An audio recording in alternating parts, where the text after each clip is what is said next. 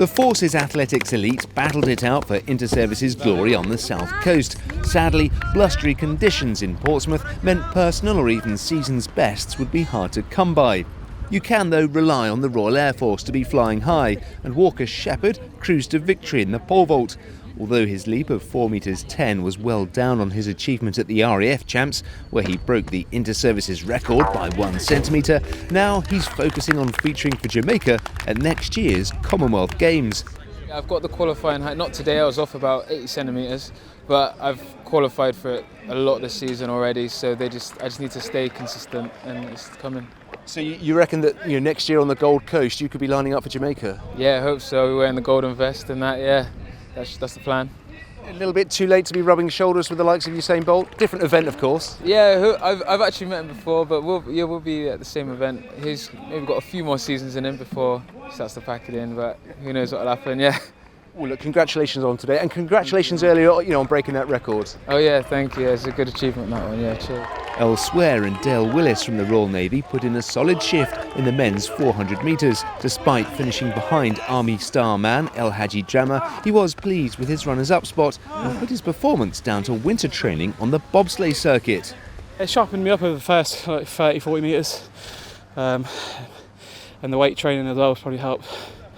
I train with a lad called Sai Cataldo. Yeah, we train together down at Cold Rose, so he's helps me with the squats and the deadlifts. So hopefully my legs are a bit more powerful this year. There's plenty of crossover between the two sports, and that is evident on the track today. Yeah, definitely. As you see, I think probably having my best season, so something's worked.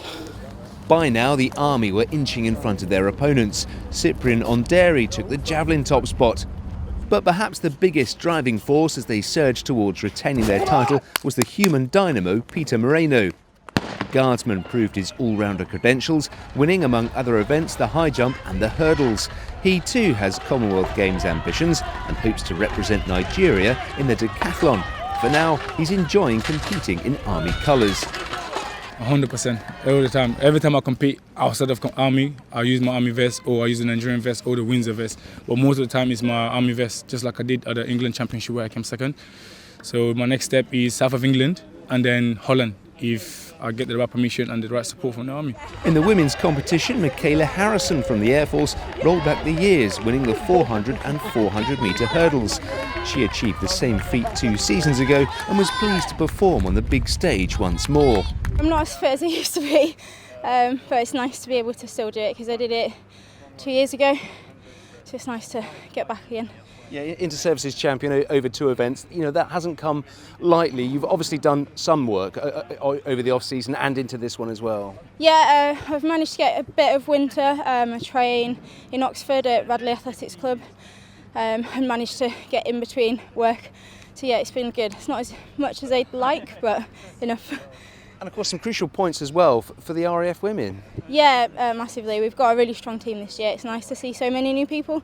So hopefully, fingers crossed, we've got a good chance of getting somewhere.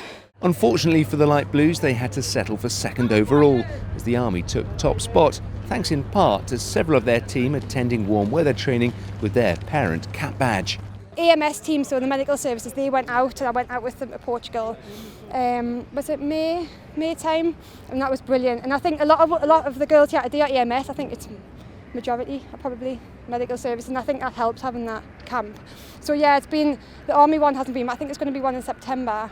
So as the Forces athletics season comes to a close, for the very best there's still work to be done as they chase international honours.